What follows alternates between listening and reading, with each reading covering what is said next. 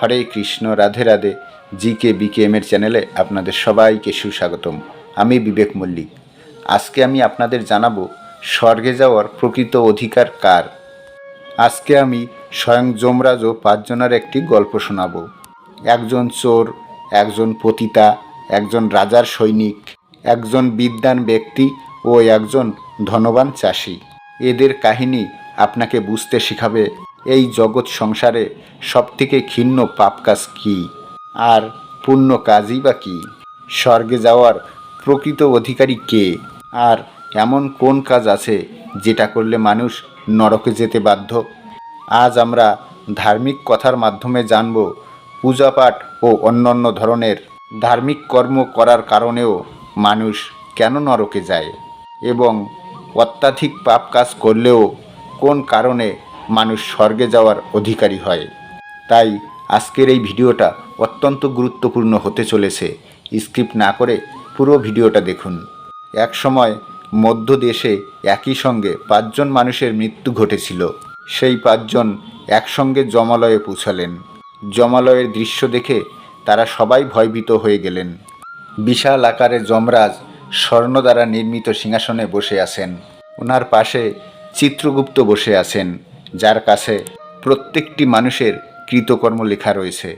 যমের দূতেরা সব মানুষদেরকে আগে ধাক্কা মারছে। কিছু কিছু মানুষ অত্যন্ত বিলাপ করছে, আবার কিছু কিছু মানুষ অত্যন্ত প্রসন্ন হয়ে চলছে। স্বর্গের দ্বার থেকে সূর্যের কিরণের মতো প্রকাশ বের হচ্ছে, আর নরকের দুয়ার থেকে বেরোচ্ছে জ্বলন্ত অগ্নিশিখার তাপ। এই ভয়ানক দৃশ্য দেখে তারা 5 জন একে অপরের সঙ্গে কথা বলতে লাগলো এবং নিজের নিজের পাপের মধ্যে চর্চা করতে লাগলো। ওই 5 জনের মধ্যে 4 জন ব্যক্তি জীবনে অনেক পাপ করেছিল। তারা সকলেই বুঝতে পারে যে এবার তারা সকলে নরকেই যাবে। এই 4 জনের মধ্যে একজন হলেন চোর, একজন পতিতা মহিলা, তৃতীয় জন ছিলেন একজন বিদ্বান পণ্ডিত, আর চতুর্থ জন ছিলেন রাজার সৈনিক, আর পঞ্চম জন ছিলেন একজন ধনবান চাষি। এরা 5 জনেই নিজের নিজের কর্মফল ভোগ করার জন্য তৈরি হয়ে নিল। একে একে সব পাপী ও পুণ্যাত্মারা আগে চলতে শুরু করলো। এই সময় সেই 4 জন নিজের পাপ কর্মের সম্বন্ধে একে অপরকে বলতে লাগলো। সবার প্রথমে চোর বলল, আমি তো অবশ্যই নরকে যাব, কারণ আমি তো চুরি করেছি অন্যের ধন সম্পত্তি, অন্যের ধন সম্পত্তি ছিনিয়ে নিয়েছি, তাদের উপর অত্যন্ত অপরাধ করেছি আমি। কিন্তু এমনটা আমি অসহায় হয়েই করেছি। চুরি করে আমি আমার পরিবারের ক্ষুধা নিবারণ করতাম। আমি অনেকবার এই পথ ছাড়ার চেষ্টাও করেছি, কিন্তু কেউ আমাকে কোনো কাজই দিত না। তাই আমি মেনে নিলাম যে বিধাতা হয়তো এটাই আমার জন্য রেখেছেন। তাই আমি হয়তো এই 4 জনার মধ্যে সবথেকে বড় পাপী। আমার দ্বারা করা এই পাপের জন্য হয়তো কখনোই আমি মুক্তি পাব না। এটা আমি জানি। আমি জানি না পরের জন্মে কোন পশুরূপে আমি জন্মাবো, আর যমরাজ আমাকে কোন দণ্ডই বা দেবেন। তারপরে সেই পতিতা মহিলা বলল, ভাই, এই 4 জনার মধ্যে আমি সবথেকে বেশি পাপ করেছি, আর এখানে হয়তো আপনারা কেউই তা করেননি। যে স্ত্রী অন্য পুরুষের সঙ্গে সম্বন্ধ স্থাপন করে তাকে নরকেই পতিত করা হয়। শাস্ত্র এমনটাই বিধান দেন। এই কারণে আমারও নরকে যাওয়া তো নিশ্চিত। কিন্তু আমি প্রতিজ্ঞা করে বলছি, এই কাজ আমি জেনে বুঝে করিনি। আমি যখন শিশু অবস্থাতে ছিলাম তখন এক দুষ্ট ব্যক্তি আমাকে তুলে নিয়ে যায় এবং পতিতা বানিয়ে দেয়। আমি না চাইতেও অনেক পুরুষের সঙ্গে সম্বন্ধ স্থাপন করেছি। আমার কাছে জীবিত থাকার জন্য এই একটি উপায় ছিল শেষ। আমি কী বা করতে পারতাম? আমার কাছে এত শক্তি ছিল না যে আমি ওই দুষ্টু পুরুষের সঙ্গে লড়াই করতে পারবো। জানি না কোন পাপের কারণে আমাকে এই জন্মে পতিতা হতে হয়েছিল, আর আমি এটাও জানি না যে পরবর্তীতে আমি কোন জন্ম পাব।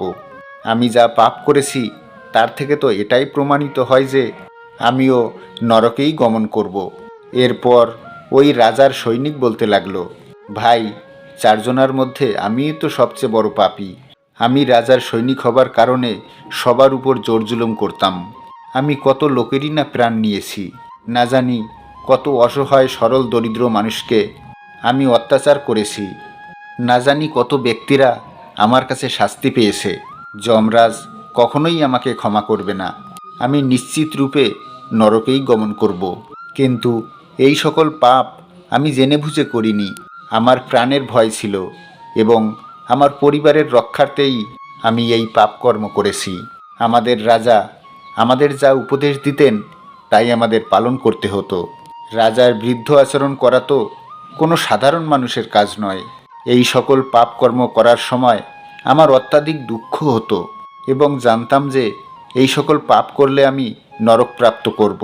কিন্তু পরিবারের রক্ষার্থে পরিবারের মোহে পড়ে আমি এই কাজ করেছি। কিন্তু পাপ তো পাপই হয়, পাপ করে পশ্চাৎ করার কোনো ফায়দাই নেই। এই কারণে আমি তো নিশ্চিত রূপে নরকেই গমন করব। তখন সেই বিদ্বান পণ্ডিত বলল, ভাই, এই চারজনের মধ্যে আমিই তো সব থেকে বড় পাপী। তোমরা যে পাপ করেছো সেই পাপ তোমরা জানতে বা অজান্তে করেছো, অথবা কেউ তোমাদের এটা জবরদস্তি করিয়েছে। কিন্তু আমি তো বিদ্বান ছিলাম, আমি সকল প্রকার সত্য অসত্য সবই জানতাম। কিন্তু তবু আমি অর্থের লোভে এই সকল পাপ করেছিলাম। শাস্ত্র বলে যে সব কিছু জেনে বুঝে পাপ করে সে নিশ্চিত রূপে নরকে গমন করে। আমি নিজের জ্ঞানে সব কিছু জেনে বুঝে পাপকর্ম করেছি। আমার ঘরের পরিস্থিতি অত্যন্ত দরিদ্র ছিল। আমার পিতা ভিক্ষা করে নিজের দিন চালাতো, কিন্তু আমি আমার ঘরের গরিবি দূর করার জন্যে ধনসম্পত্তির বিনিময়ে জ্ঞান দিয়েছি। শাস্ত্র বলে যে বিদ্বান ব্রাহ্মণ নিজের জ্ঞানের দরিপ্রয়োগ করে সে নিশ্চিত রূপে নরকে গমন করে। আমি মানুষকে শিক্ষা দেওয়ার পরিবর্তে তাদের কাছ থেকে অর্থ নিয়েছি, কখনো কাউকে বিনা পয়সায় নিজের জ্ঞান দান করিনি। তাই এই চারজনার মধ্যে সবথেকে বড় পাপ তো আমিই করেছি এবং আমাকেই নরকে যেতে হবে। এই চারজনার কথা শুনে ওই ধনী চাষি হো হো করে হেসে উঠল এবং বলল, তোমরা চারজন তো এত বড় পাপী, তোমাদের তো নরকে যেতেই হবে। তোমরা অনেক বড় পাপ করেছো, এই কারণে যমরাজ তোমাদের কখনোই ক্ষমা করবেন না।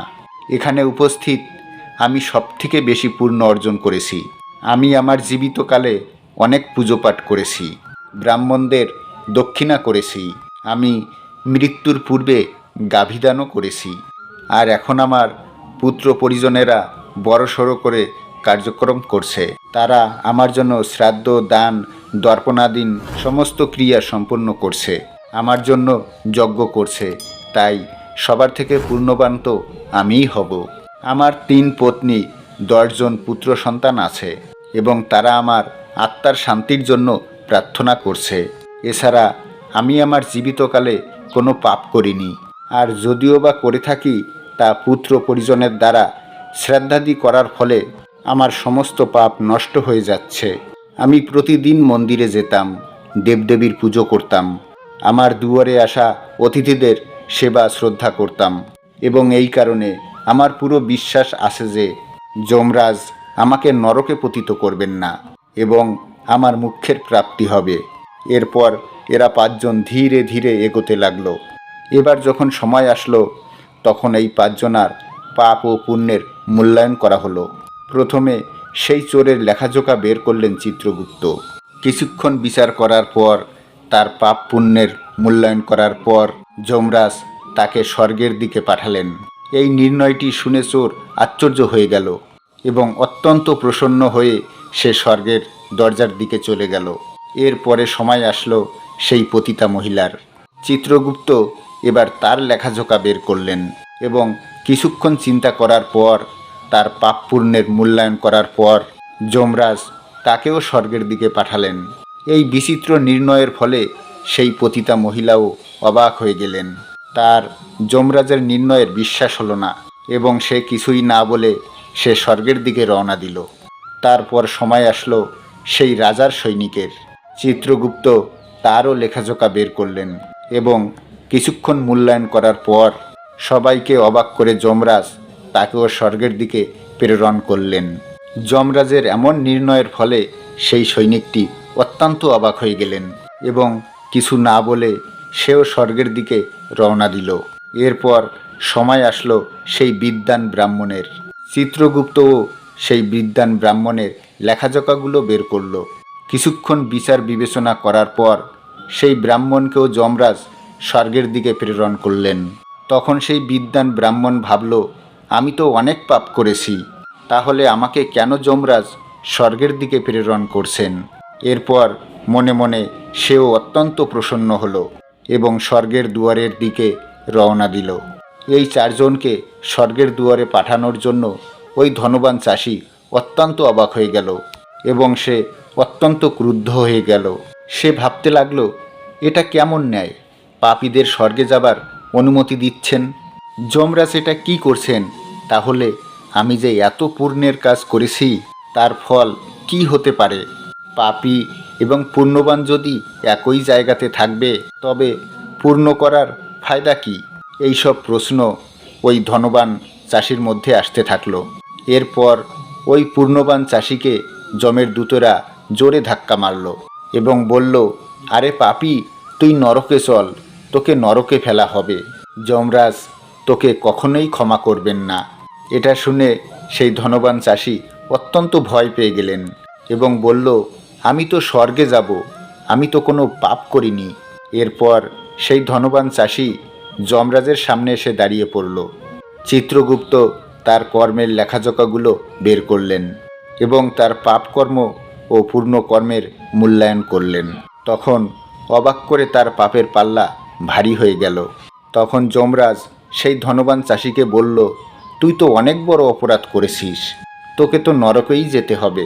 এটা শুনে সেই চাষি থর থর করে কাঁপতে লাগলো এবং বলল, হে ধর্মরাজ, এটা তো অন্যায় হচ্ছে। আমি তো জীবনে কোনো পাপ করিনি, সর্বদা আমি পূর্ণ কর্মই করেছি। আপনি আমাকে কেন নরকে পাঠাচ্ছেন? কিন্তু আমার আগে যে চারজন এসেছিল তারা তো অত্যন্ত পাপী ছিল, তাদেরকে আপনি কেন স্বর্গে প্রেরণ করলেন? আপনি তো আমার সঙ্গে অন্যায় করছেন। যদি যমালয়ে এরকমটা হতে থাকে তাহলে মর্ত্যবাসী পূর্ণকর্ম করতে চাইবে কেন? তখন যমরাজ বললেন, হে পাপী, তুই যে কাজ করেছিস সেটা তো ওই চারজনের থেকে কিছুই না। তোর একটা মাত্র পাপের কারণে সকল পুণ্য নষ্ট হয়ে গেছে। যদি তুই এই পাপ কাজটা না করতিস তাহলে তুই স্বর্গে যেতিস, কিন্তু তুই এই পাপ জেনে বুঝে করেছিস, তাই তোকে নরকেই যেতে হবে। এরপরে যমরাজ বললেন, ওই চোরটা তো মজবুরির জন্য চুরি করেছিল, কিন্তু সে গরিবদের খেতে দিত, তাদেরকে দান দিত, কখনো নির্দোষ আর গরিব ব্যক্তিদের গৃহে চুরি করেনি। ওর পূর্ণকর্ম ওর পাপের থেকে অধিক ছিল, এই কারণেই সে স্বর্গে গেল। দ্বিতীয় যে পতিতা মহিলা ছিল সে নিজের মন থেকে এই কাজ করতে চায়নি, ওকে জোর করে বলপূর্বক পতিতা বানানো হয়েছিল। ওই পতিতা মহিলা তো শুধুমাত্র নিজের শরীরকেই কষ্ট দিয়েছে, বাকি কর্ম সেসব পূর্ণই করেছে। সে রোজ পশু পাখিকে খাওয়াতো, সর্বদা সে বৃদ্ধ মানুষকে সাহায্য করত, তাই ওর পাপ কর্মের থেকে পূর্ণ কর্মই বেশি ছিল, তাই তাকে আমি স্বর্গে পাঠালাম। এরপর ধর্মরাজ বললেন, তৃতীয় সেই সিপাই ছিল যে রাজার তামিল কোষ করেছিল, তাই সে যখনই কোনো পাপকর্ম করেছে তখনই সে মনে মনে দুঃখও পেয়েছে। এছাড়া সে অনেক গরিব দুঃখীকে সাহায্যও করেছিল, এই কারণে সেও স্বর্গপ্রাপ্তি করেছে। এরপর যমরাজ আবারও বললেন, চতুর্থ সেই বিদ্বান ব্রাহ্মণ ছিল, সে নিজের জ্ঞানের দরিপ্রয়োগ অবশ্যই করেছিল, কিন্তু সে প্রতিদিন গাভীর সেবা করত, দান ধর্ম করত, এই কারণেই তার পূর্ণ পাপের থেকে অধিক ছিল, তাই সেও স্বর্গে গেল। এমনটা শুনে সেই ধনবান চাষি বলল, হে ধর্মরাজ, এমনটা কর্ম তো আমিও অনেক করেছি, এমনকি এদের থেকে অনেক বেশি করেছি, তাহলে আমি এমন কোন কাজ করেছি যার কারণে আমাকে নরকে পাঠানো হচ্ছে? যমরাজ বললেন, হে দুষ্টু ব্যক্তি, মনে কর তুই সেই অসহায় বিধবার উপরে যে কোনো দোষই করেনি, তার উপর তুই মিথ্যা অপবাদ দিয়েছিস। তুই বলেছিলিস সে তোর বাড়িতে চুরি করেছে, এছাড়া তুই তাকে অনেক বাজে বাজে কথাও বলেছিলি, তাকে তুই খারাপ এবং নোংরা মহিলা বলেছিস। তাকে তুই পতিতা বলে সম্বোধন করেছিলিস। একজন মহিলার আত্মসম্মানকে তুই নষ্ট করতে চেয়েছিস। তাকে ব্যভিচারিণী বলে তার চরিত্রের হনন করেছিস। তোর কথা শুনে রাজাও তাকে মৃত্যুদণ্ড দিয়েছে। হে পাপী, ব্রাহ্মণ হত্যা, চুরি, মদিরা পানের মতো অপরাধ থেকে বেঁচে যেতে পারে, কিন্তু অন্যের উপর মিথ্যা অপবাদ দেওয়া ব্যক্তিরা কোনো প্রায়শ্চিত্তের পরেও তারা মুক্তি পায় না। যে ব্যক্তি মানুষের উপর মিথ্যা অপবাদ দেয়, সত্যি জেনেও তাকে মিথ্যা সাজানোর চেষ্টা করে, এমন ব্যক্তি সবথেকে বড় পাপী হয়। তার দ্বারা অর্জন করা সমস্ত পুণ্যই নষ্ট হয়ে যায়।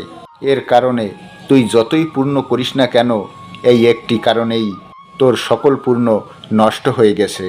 এরপর যমরাজ তার দূতেদের বলে ওই পাপী চাষিকে নরকে পাঠায়।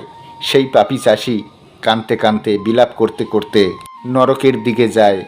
যমদূতেরা তাকে ধাক্কা মেরে নরকের দিকে ফেলে দেয়। নরকের মধ্যে সে অগ্নি জ্বলন্তে পড়ে পুড়ে ছারখার হয়ে যায়। তাই যমরাজের এই 5 জনের বিচার থেকে আমরা এটা জানতে পারি যে কখনো কারোর উপর মিথ্যা অপবাদ দিতে নেই। সত্যটা জানা সত্ত্বেও কাউকে মিথ্যাবাদী সাজাতে নেই। সত্যের সম্বন্ধে অবগত হয়েও অসত্যের কখনো সঙ্গ দিতে নেই। এবারে আপনারাই বলুন তো, এই ভিডিওটার মাধ্যমে যে তথ্যগুলো আপনি জানতে পারলেন সেটা আপনার কেমন লাগলো? যদি ভালো লেগে থাকে, যদি হৃদয়কে স্পর্শ করে থাকে, তাহলে ভিডিওতে একটা লাইক দিয়ে একটু বেশি বেশি করে শেয়ার করে দিন। দেখা হচ্ছে তাহলে পরবর্তী ভিডিওর সঙ্গে। ততক্ষণ আপনারা আপনার ঈশ্বরের সঙ্গে, আপনার পরিবারের সঙ্গে সৎ পথে সৎভাবে সর্বদা হাসতে থাকুন, খেলতে থাকুন। হরে কৃষ্ণ, রাধে রাধে।